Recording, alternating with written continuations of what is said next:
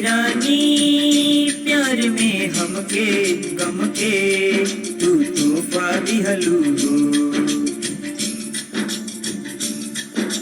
चाहत की बात तू करके काहे धोखा दिहलू हो।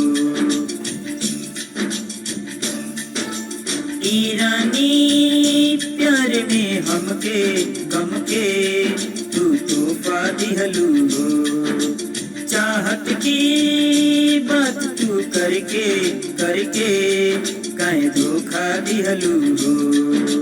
जल्लू सपना दिल के अपना हटा लिहलू हो। रानी प्यार में हमके गम के काहे तोहफा दिहलू हो।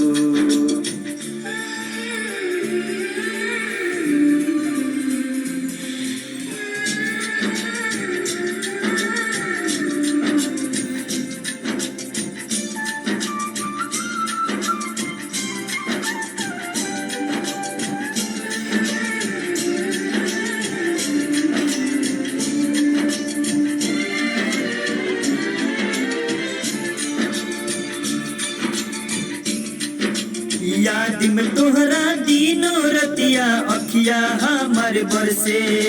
बगिया की फूलाइल फुलवा उखाड़ दिलू जर से।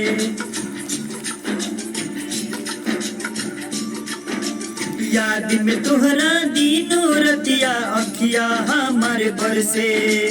बगिया की फूलाइल फुलवा उखाड़ दिलू जर से।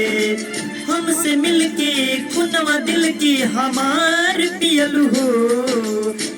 रानी प्यार में हमके गम के तू तोहफा दिहलू हो।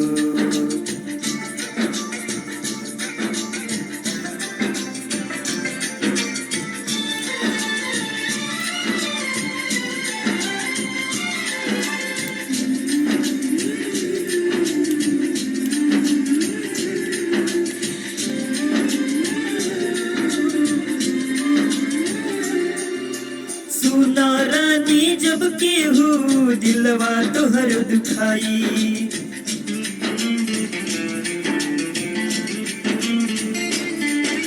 सुना रानी जब केहू दिलवा तोहर दुखाई। कहेली आकाश मंटू याद के सबके आई। हाथ पकड़ के सपना देखी